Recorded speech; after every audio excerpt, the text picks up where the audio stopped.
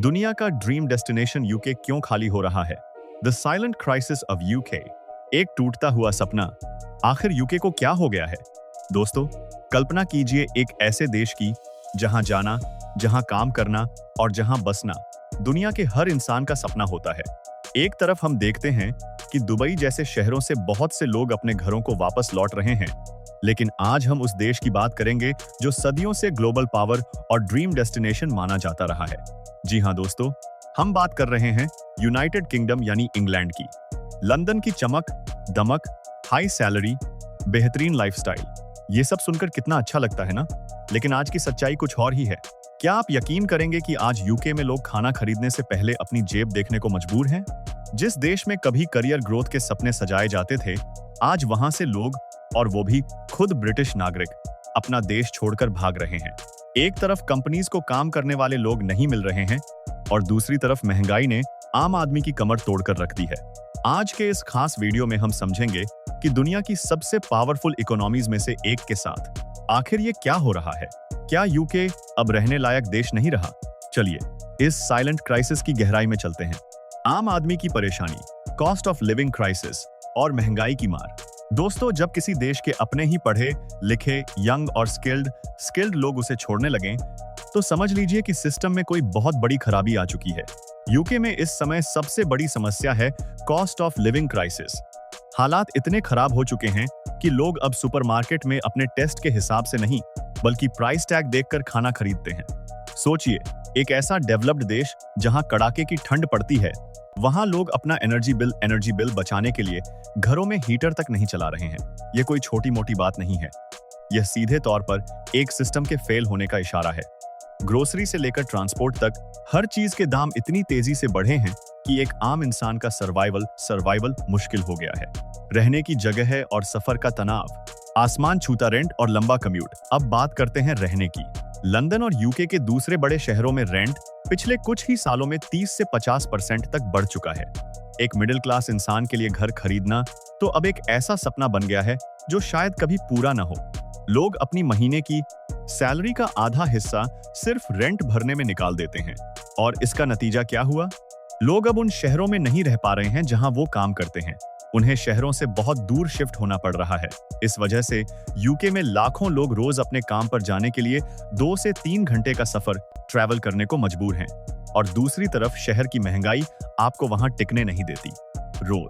रोज का ये लंबा सफर सिर्फ शरीर को नहीं थकाता, बल्कि ये एक ऐसा मेंटल प्रेशर बन जाता है जो इंसान को अंदर से तोड़ देता है। इसी प्रेशर की वजह से लोग अब यूके छोड़ने का मन बना रहे हैं। भारतीय दृष्टिकोण, एक बड़ा बदलाव। Heading, Indian perspective. इस पूरी कहानी में एक बहुत बड़ा एंगल हमारे भारत का भी है। दोस्तों, इंडिया हमेशा से यूके के लिए सबसे बड़े टैलेंट सोर्स में से एक रहा है। हर साल हजारों इंडियन स्टूडेंट्स, आईटी प्रोफेशनल्स और हेल्थ केयर वर्कर्स बड़े-बड़े सपने लेकर यूके जाते थे। लेकिन अब हवा का रुख बदल रहा है। आज का इंडियन स्टूडेंट बहुत स्मार्ट है। अब वो आंख बंद करके यूके का वीजा अप्लाई नहीं करता। जब इंडियंस देखते हैं कि यूके में रहने का खर्च बहुत ज्यादा है, जॉब मार्केट में अनसर्टेनिटी है और वीजा के रूल्स लगातार टफ होते जा रहे हैं, तो वो अपना रास्ता बदल रहे हैं। आज इंडियन टैलेंट यूके की बजाय कनाडा, ऑस्ट्रेलिया और जर्मनी जैसे देशों की तरफ शिफ्ट हो रहा है, क्योंकि वहां पीआर पॉलिसी ज्यादा क्लियर है। ये यूके के लिए बहुत खतरे की घंटी है।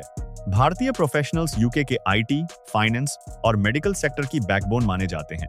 अगर इंडियंस ने वहां जाना कम कर दिया, तो यूके का सिस्टम और भी ज्यादा कमजोर पड़ जाएगा। सिस्टम और राजनीति का असर, ब्रेग्जिट, हेल्थ केयर और टूटता भरोसा। पैसों के अलावा भी कई चीजें हैं जो लोगों को परेशान कर रही हैं।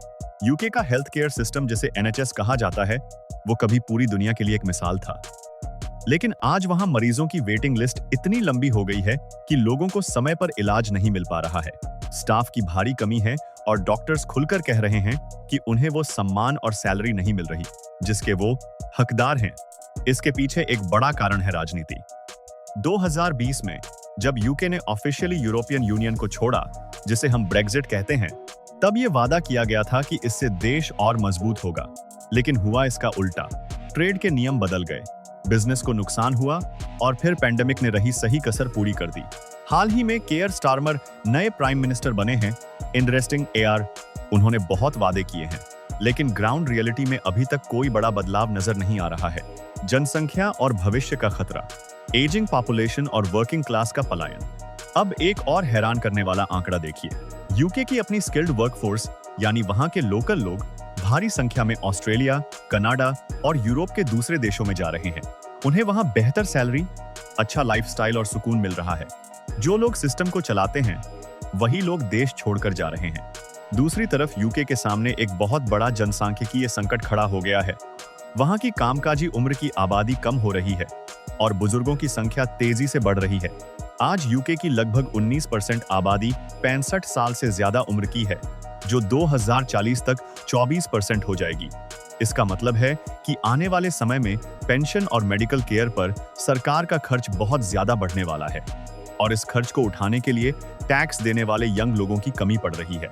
हालांकि बेरोजगारी दर सिर्फ 4% के आसपास है, लेकिन असली समस्या है लो प्रोडक्टिविटी।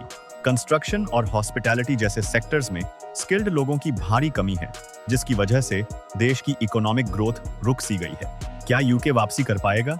टर्निंग पॉइंट, आगे क्या होगा? दोस्तों, अगर हम इस पूरी पिक्चर को एक साथ जोड़कर देखें तो बात बहुत साफ है। यूके में आबादी तो बढ़ रही है, लेकिन स्किल्ड लोग बाहर जा रहे हैं।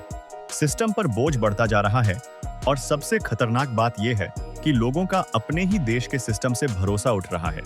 जब किसी देश के नागरिक अपने फ्यूचर को लेकर सिक्योर फील नहीं करते, तो वो देश धीरे धीरे अपनी ग्लोबल पावर खोने लगता है। यूके आज एक ऐसे टर्निंग पॉइंट पर खड़ा है जहां से अगर उसने अपनी पॉलिसीज को नहीं बदला तो आने वाला समय उनके लिए बहुत ही मुश्किल भरा होने वाला है। आज पूरी दुनिया की नजर यूनाइटेड किंगडम पर है, ये देखने के लिए कि क्या एक इतना अमीर और आधुनिक देश इस बड़े संकट से बाहर आ पाएगा।